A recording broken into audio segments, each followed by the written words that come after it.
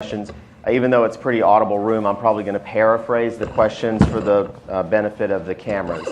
Happy to entertain questions. If you have anything you'd like to address to the panel, feel free to raise your hand and I'll call on you, and we're happy to answer any questions.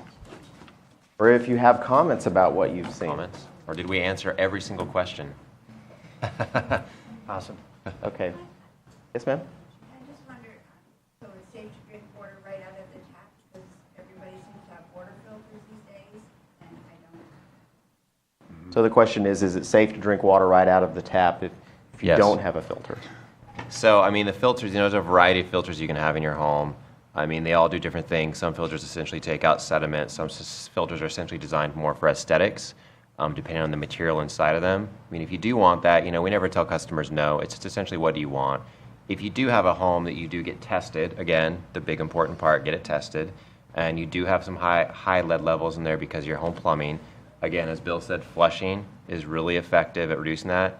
If you want to take the next step, make sure your filter is effective for lead, but overall, we always tell our customers the water we provide to you is safe. That's our job. That's what we do.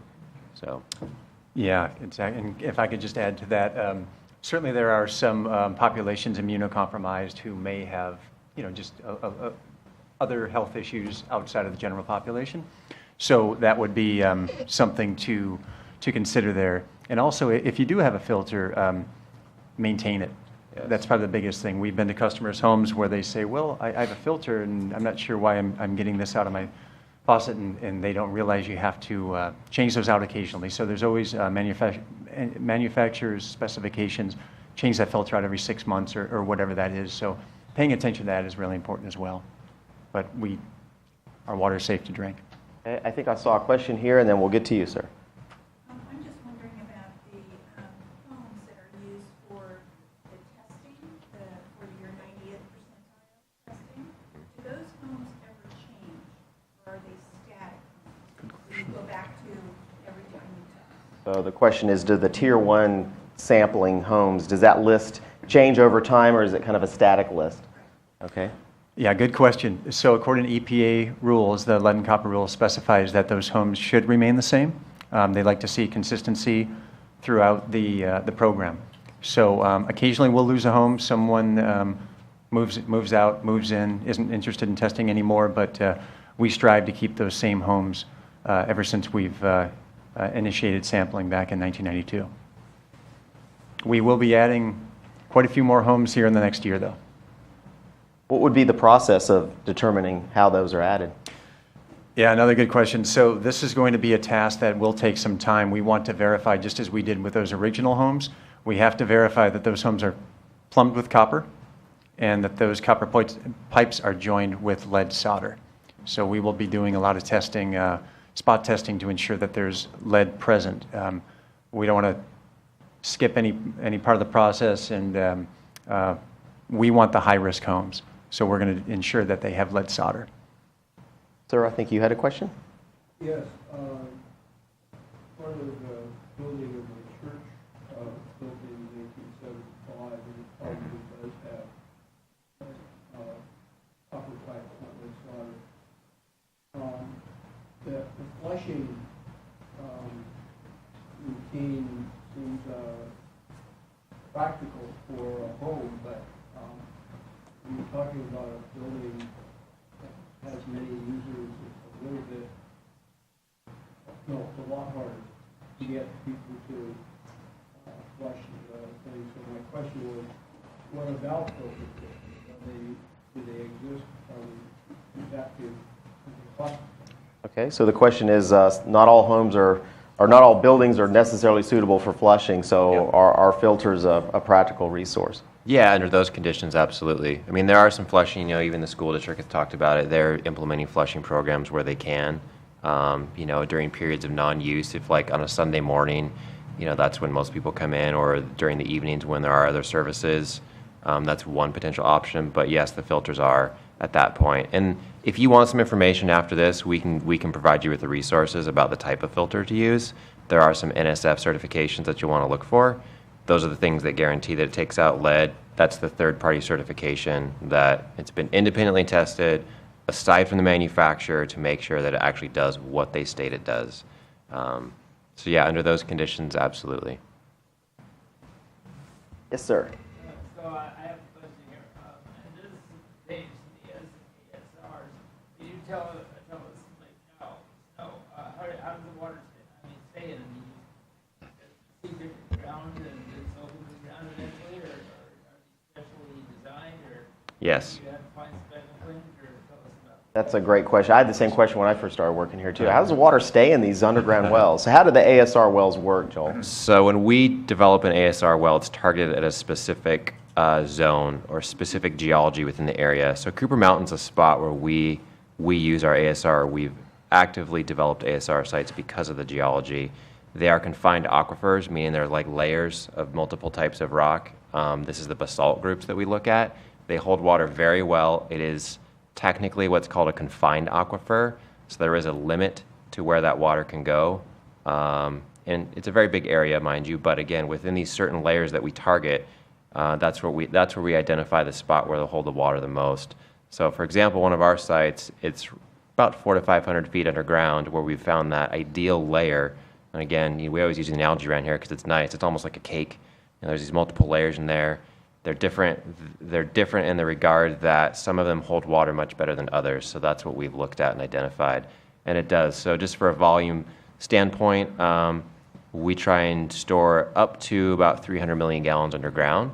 So that I use that figure because that really helps to understand that it's a really cost-effective way to store water because you can't build a 300 million gallon above ground storage reservoir.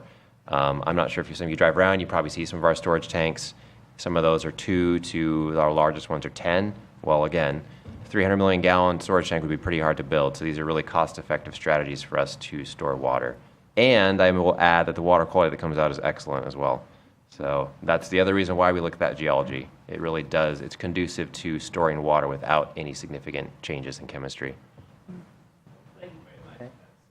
So, go ahead. I think I saw one question here and then we'll get to you, sir. Was there a question over here? I saw a hand raised a minute ago. Mhm. With piping, if you have an old building and piping's galvanized, you don't know what's in there, is it worthwhile putting new piping in, or? So the question is it worthwhile to replace old galvanized pipe if you're not sure there's a real issue with it, right? I'm going to find out if there's lead in it, but I'm just wondering, is it worthwhile doing all this? Sure, yeah. Well, it really depends. If it's an old pipe that is beginning to pit and you're getting leaks, it's... 6 feet underground. Uh-huh. But, coming to the house, it's all under the house, you crawl down there and crawl space to get to it. Sure, yeah. It's just a curiosity, is galvanized piping a problem, or is it just copper that can, if there's been piping added as the years go by and it's become lead? Sure, sure. So if the question is galvanized piping a lead concern? Typically, no. Studies have shown and research has shown that galvanized piping does not contain that lead. That's from the lead solder in the copper pipes. Galvanized presents its own issues with if the pipe, it certainly corrodes over time, and that becomes a usage issue and clogging up your aerator. It can kind of slough off that rust particulate, so you get that red brownish water, and then over time, if yeah, that's right. Yeah, yeah, exactly. All kinds of problems there. So, and then eventually it can get as bad as pitting, and then you start getting leaks, and then your water bill starts increasing, and then you have that to look at. So I would say number one, and we've had that question from customers too, should I replace my pipe right away? It's really a question to how long are you going to stay in that house? Is your water bill increasing because there are many leaks in that? in that pipe. So as far as the lead is concerned, though, we haven't seen lead associated with galvanized lines. Yeah, one thing to point out too, and we talked about it a little bit previously too, is even the faucet fixtures can even contain a certain amount of lead as well. 2014 was the year that lead-free faucets went into play. That was part of the Safe Drinking Water Act amendments. So now lead-free faucets have to be down to 0.25%. Prior to that, it was up to 8%, so there was a range, which sounds kind of odd and shocking, but so it's a really important factor too, just to make sure, and why we still encourage testing for everything. So some of the results that I've seen during this stuff, and even during some of the school testing and everything else that's happened, and even in our homes, the faucet can be a source of that as well. So never hurts to have it tested, just at the end of the day, to make sure that your faucet isn't the culprit either. Okay. I think this gentleman had a question, then I'll call on you. Yes, sir. Can you explain to me why the change to Wilsonville Willamette Water seemed like your system was working great? And is that just a volume challenge, and how long does it take before that water actually arrives? I'm going to give you the very short answer, then I'm going to pass it off to Dave. So it is essentially future needs, forecasting future needs for the district and what our supply needs will be during the future. So you want to take the rest of it? Yeah, I'll take a stab at it. So yeah, it's a projection out. When all water utilities do master plans, where they do projections in terms of what their water demands are going to be over time. And TVWD has done that every 5 years or so. And looking forward there was kind of an intersect based on the supplies that were available and the demands that were occurring. And it's around 2026, 2027, 2028 that intersect happens. And so I'd say since I won't say I'd say at least the last 10 years or so, TVWD has been evaluating their water supply options, and have been evaluating Willamette Supply, the Tualatin Basin Water Supply Project, continuing or expanding Portland Supplies and others, and found that going to the mid-Willamette Supply met all their objectives in terms of not only maintaining high quality supply, but also providing the best value, as Commissioner McWilliams presented, that controlling cost to the best that they can. And then in terms of how long it takes for the water to get from one place to the next, boy, that is a great question. It's a real good math question, and I could dance around it. I'll come out straight and say I don't know. In terms of when we start receiving the water here from this new source. 2026 is that, so that's that I can answer. But it's a really interesting question that I can bore everyone to tears on, as far as when the water is made, when it's actually treated, and when it actually reaches your home. And that gets part of our operational plans. It's like, how do we keep that as short as possible? Because unlike wine, water doesn't get better with age. So we want to get it to homes as quickly as possible, and that's part of our operational planning. But anyways, if I've answered your question, I'll just stop talking. The standards will be exactly the same for the water quality coming from that source as if not better, yeah. The level of treatment that we're going to be providing at the for the treatment plant that's processing that water is going to check all the boxes in terms of what we can provide. So it'll be very high quality water. Yeah, and like we talked about previously too, it's part of us wanting to have an integration plan. I mean, 2026 may come around, but we are going to be very, very careful and systematic about how we put that water into our system. Very methodical. This gets into the water quality and engineering aspect of it a lot. So, so it will take some time for us to fully make that transition over. But again, we'll still have multiple sources to make sure. And I know our commissioners and our CEO Mark and Dave as well. Everybody's very acutely aware of our need to be as resilient as possible. So that's a really big aspect of it too. And we know this area is prone to what could be very large earthquakes. That's one of the reasons why we're doing this. This is a huge thing for us to make sure that we have the best options available to supply our customers with water at all times, possible. Then what happens? What if you start testing, you find a problem?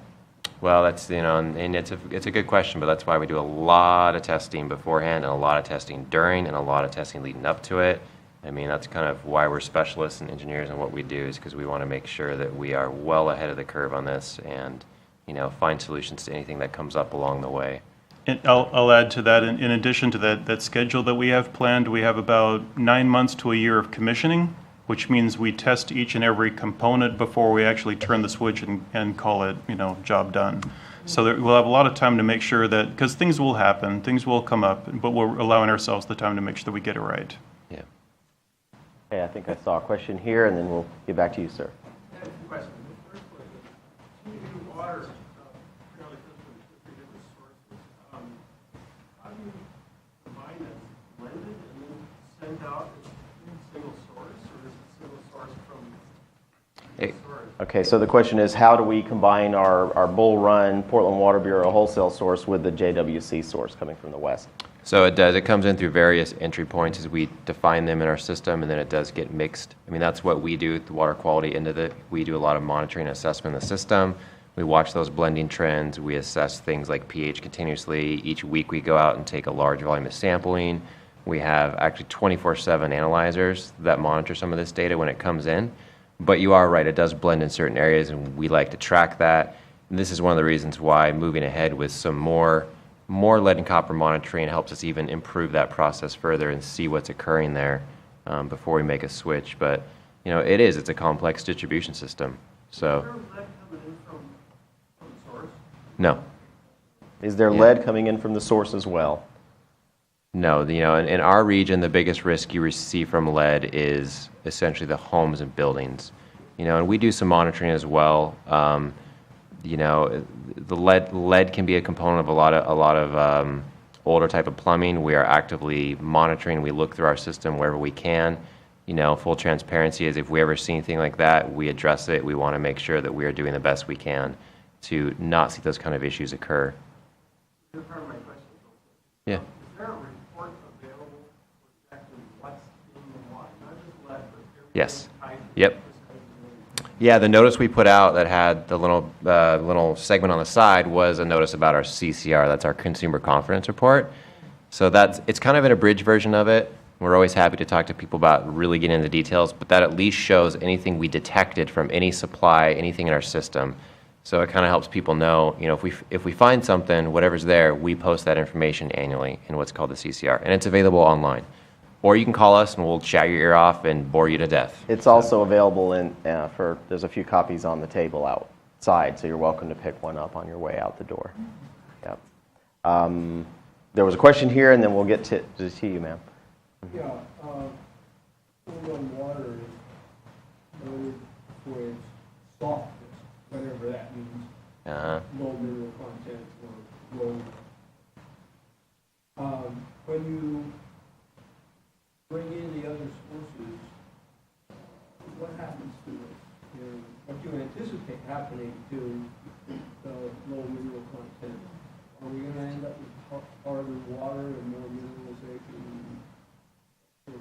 The question is, will the pH of the water change with the new source? And TDS. will we have harder water? It's more, more complicated than just pH. Okay. I'm sure. But, this is all minerals. Sure. You know that. Yes, yeah. So two different sources that we currently use right now are both surface water sources, primarily surface water sources. So surface water is, it's very typical to have that soft water, low mineral content. So Bull Run is, we also call it low ionic strength. So it's a little bit lower than the Joint Water Commission source, the Barney Reservoir and Hag Lake, but very, very similar in chemistries. And I believe Willamette is very similar as well. So it's nice we're not switching to a groundwater source and really throwing a completely different source into the mix. Our sources will be very close in chemistry between all three surface water sources. Yeah, and we talked about the ASR, Aquifer Storage and Recovery, even that, because we're putting surface water into the ground, we only store it for a certain period of time, so even the water that we recover tends to not change too much chemistry-wise, so it still is not considered a hard water at that point. Hardest water we use in our system is actually what comes from Portland, which is the Columbia South Shore well field. Last year, that was actually a long run, given obviously everybody knows what kind of summer we had last year, so that is the hardest water we typically see when we're purchasing that from Portland, and that was the longest run last year that we used that. So, there is some history there with us in our system using it, but as far as the new supplies that Bill mentioned, yeah, relatively similar. And even that is blended. The groundwater from Portland is blended with the Bull Run as well. So it's we rarely see hard water coming into our system. And So ma'am, you had a question back here.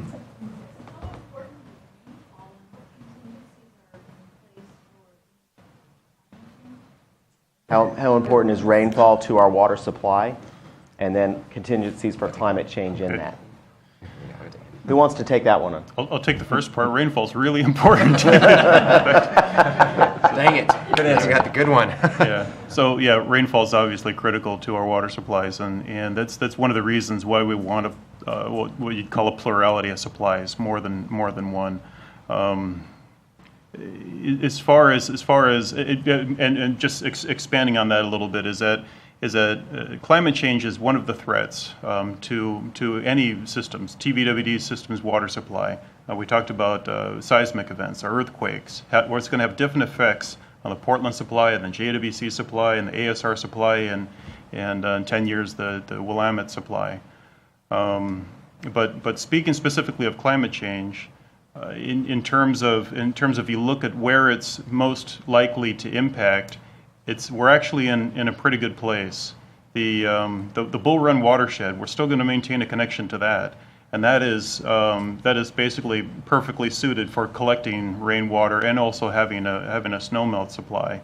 And the lakes that are managed and supply the Willamette River are also a highly reliable supply. Where climate change is going to have a larger impact is going to be in California and is going to be in eastern Oregon and kind of passing out that way. They're going to have the characteristics that most of the models show are going to be very more intense storms during the wintertime, and then they'll stop. Then March, April, no more storms, and very hot, dry summer times. And so it's going to be a much greater challenge on the water supplies. California, frankly, is already seeing it in their lack of snowmelt supply, and they're going to have to face that. But in terms, hopefully I'm answering your question. Well, yeah. I'm sorry? Oh. Thinking about climate change with respect to what we're doing. Yeah, to specifically to that, we dealt with it in the Water Master Plan, and part of the solution is having the plurality of supplies so that we have many to lean on in times that it's needed. Any follow-up? Yeah, no, and just maybe the last thing I'd say is, our region is heavily dependent on rainfall versus snowmelt for our water supplies, given the elevation and where they're at, so the Willamette being that part of that too. So it is important, but yeah, we think about it a lot as well, just as Dave mentioned, certainly. And on top of that, kind of in that same mindset is we have an active conservation program where that particular department has worked a lot with large businesses and even residential customers working on their irrigation systems and ways to improve, lower their water bills and lower consumption. So that's an aspect of it too. Question over here, Matt? You know, just one last question, and it's a confusion for me. I pay a percentage for my roof area, presumably for the water that comes off. I'm understanding it's illegal to save water for downspout. Is this a contradiction, or am I not story? From what I understand, someone was fined for saving rainwater. So your question is it illegal to save rainwater off of your roof? Gary.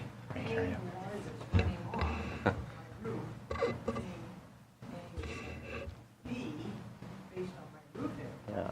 That's a stormwater question, which is a different agency than us, but Bill, do you want to take that one on? Yeah. We've got our chief engineer here who came from Clean Water Services. So. I'll just talk loud so you can catch me. So it is a stormwater question, and for this area, Clean Water Services is the agency that's responsible for setting all the rates and regulations for stormwater related issues. And in the state of Oregon, it is not illegal for you to capture water. In parts of Tacoma, I think in Washington, they've had some issues with that what you're referring to, but it's not. I mean, you can have rain barrels and cisterns and things like that to capture water. There are regulations on how you do it. So if you want to pursue that type of rainwater capturing, you should probably contact Clean Water Services, and they will help you walk through the process for how to make that happen. Great, thank you. Thank you for the question. Any other questions here? I see one from a customer, and I'll call on you, sir. Yeah. Yes, ma'am. Make him wait. Yes, ma'am. Part of your projection that when climate change gets worse and worse, the Californians and Southwest Oh, Arizonans jeez. are going to move here. So Yeah. it's not it's just a cool place; it's a wet place. Yeah. Hence the need for additional sources and Hence more the- supply. Yeah, hence the growth Absolutely. we all see lately. Yeah. Climate A lot. refugees, I think, is the term I've heard used to Yeah. the in-migration of people looking to get wetter. Yeah. So, Part of the forecasting driving some of that. So from every region of the country as well. Just one thought, Yeah. I know all of you are familiar with the Brita filter, is that any good? Would you say, I don't know if it keeps out lead, but does it? So there are some, again, it just goes back to the point of making sure that it's actually specified, because Brita does make filters that will reduce that, as long as you're making sure that is one of those types of filters that does that. Again, third-party certification is what we always say about that. You know, we don't typically know all those brands off the top of our head, but just making sure that. And if you want some helpful resources, let us know. We can give you the tools to help you make those decisions, for sure. But in general, a lot of them do improve at least the aesthetics. So. And when we talked earlier about the maintenance of those, that's a big one, because we've seen those, they require cleaning quite often, so. Yes. Yep, they're good at what they do, but you definitely want to maintain them. Yeah. all right, sir, in the front.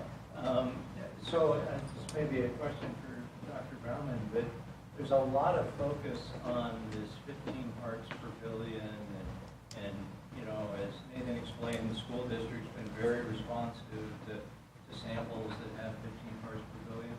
Is there a public health or personal health significance associated with 15 parts per billion? And what does that number really mean if I drank 14 parts per billion versus 16 parts? So the question is 15 parts per billion. That's a standard EPA has said. Are we in danger if we're close to 15?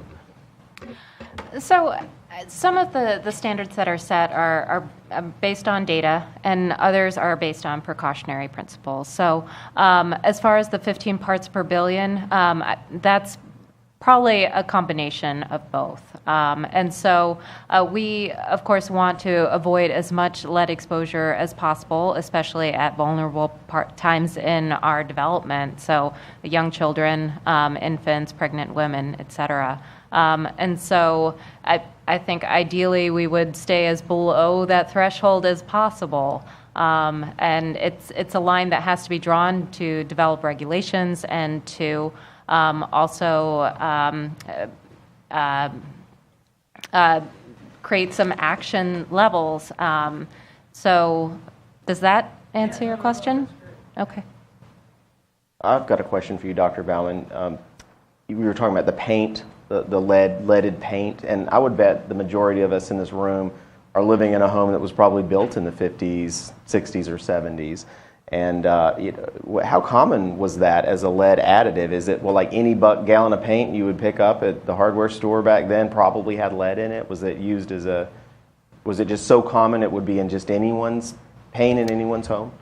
Yeah, I don't know that I can be comprehensive about it, but lead has been used in certain pigment, or used as certain pigments. So the color white, the color red are some pigments that lead is often used for.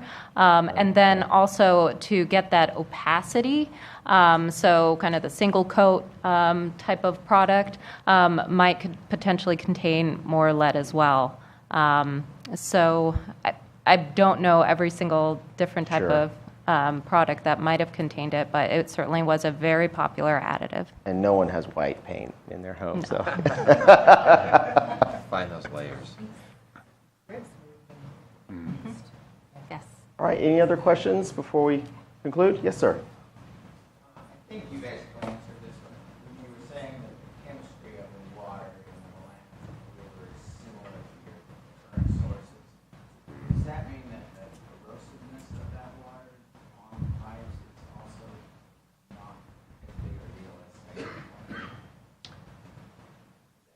The answer to that is yes, our new supplies that we will be bringing on are going to be far less corrosive than, say, for example, like a Flint situation.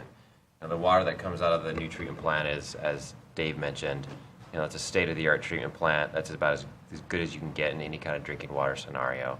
So it is very, very highly controlled, and the water that's produced out of that plant will be excellent. And I should point out, too, just because maybe it wasn't explicitly brought out, but the city of Wilsonville has been using an existing treatment plant there for over 10 years now. Yeah.